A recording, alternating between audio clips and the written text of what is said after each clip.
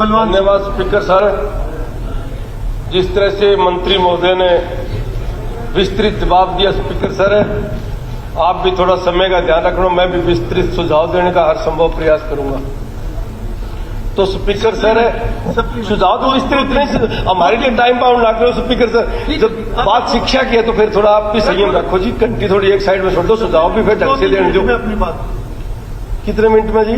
2-3 minute में नहीं 5 minute तो दियो जी। फिर जब 20 मिनट जब था तो फिर नहीं, फिर टाइम दियो जी, फिर ट्रस्ट टूट जाती है, फिर बात कर नहीं सकता आदमी जी। समय की भी मर्यादा है ना स्पीकर सर। यूकेजी एलकेजी से लेकर +2 तक जो शिक्षा का बेस होता है, अगर हम उसको मजबूत नहीं कर सकते तो हमारे आने वाली पीढ़ी का बेस कमजोर हो जाएगा, और जिससे विद्यार्थी का बेस कमजोर होगा वो अपने जीवन में तरक्की नहीं कर सकता। तो हमारा सबका ये धर्म बनता है, और कुछ हम शायद ना दे सकें, आने वाली पीढ़ी को अच्छी शिक्षा और दीक्षा देना प्रत्येक समाज का, प्रत्येक सरकार का ये धर्म बनता है। तो मैं माननीय मुख्यमंत्री जी को कहना चाहूंगा, सबसे पहले जो शिक्षकों के में जेबीटी, टीजीटी, पीजीटी, अन्य पोस्ट सरकारी विद्यालय में जितने भी पद है, कोई विशेष अभियान चला के इनको भरने का काम करें। और स्पीकर सर, सेकेंडरी और सीनियर सेकेंडरी स्कूल में 9th और +2 तक जो हमारी बच्चियां हैं, उनके लिए कॉमन रूम की व्यवस्था की जाए, और कॉमन रूम के साथ एक टॉयलेट बाथरूम की व्यवस्था उसके साथ होनी चाहिए। और प्रत्येक प्राइमरी स्कूल में 27 कर्मचारी नियुक्त किया जाए। उसके साथ साथ जिन गांव की पंचायतें ज्यादा बच्चों को अपने सरकारी स्कूल में भेजने का काम करती हैं, उन पंचायतों को भी प्रोत्साहन राशि अलग से दी जाए, ताकि सरकारी स्कूलों की तरफ बच्चों का रुझान बढ़े।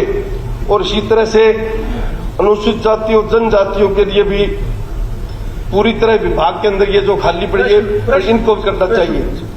और स्पीकर सर, जो मिड डे मील है, आद्य अध्यापक तो मिड डे मील में लगे रहते हैं, उनके लिए किसी अलग कर्मचारी की नियुक्ति की जाए ताकि उनका समय बर्बाद ना हो।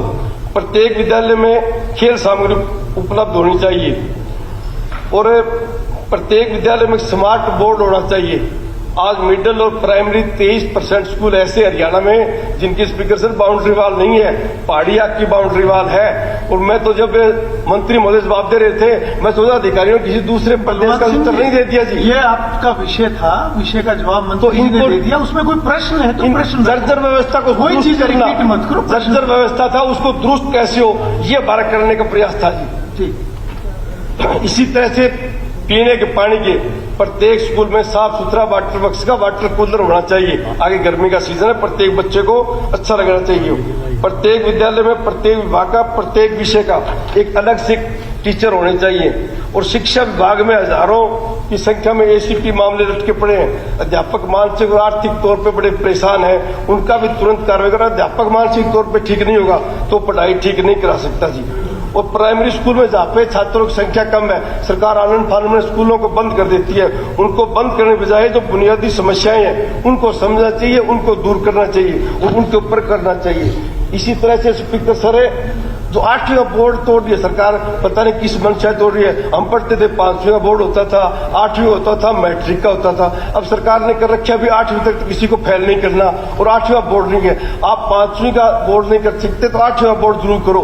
बच्चे के अंदर भय रहता है बोर्ड की परीक्षा आएगी, मैं अच्छी तैयारी करूंगा, तो 8वां बोर्ड आप कृपया करके ना तोड़ें। और इसी तरह से प्रत्येक स्कूल में एक सोलर पैनल लगाएं। और उसी तरह से स्पीकर सर,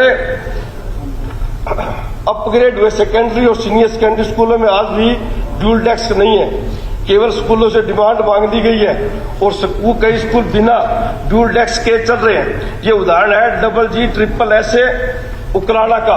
ये बच्चियां नीचे क्लासों में बैठी हैं जी।